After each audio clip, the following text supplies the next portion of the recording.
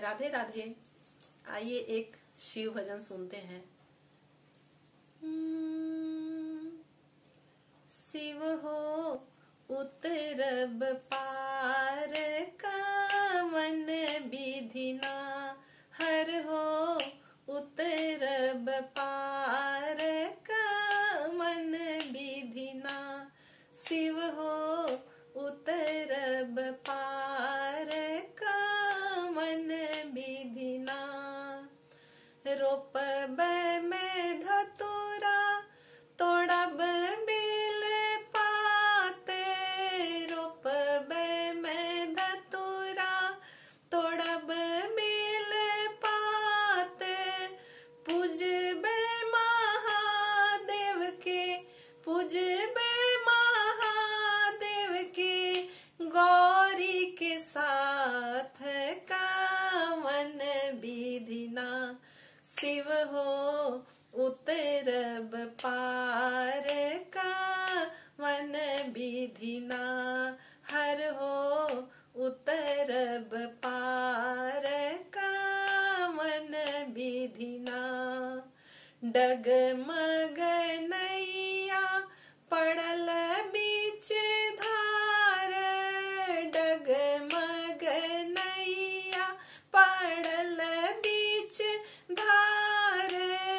के हो नहीं अहो भोला, के हो नहीं अहो बाबा, करु भाव पार कामन विधिना।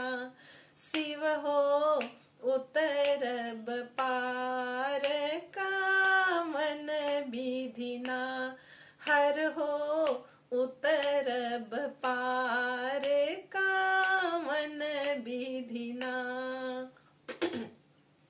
अही मोर नैया हर हो अही पतवार, अही मोर नैया हर हो अही पतवार।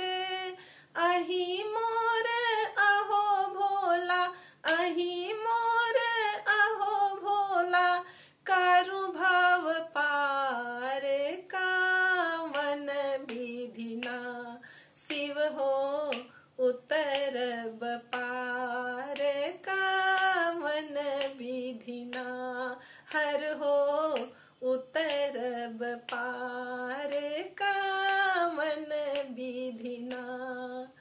कहत विद्यापति सुनु हे महेश्वर, कहत विद्यापति सुनु हे महेश्वर।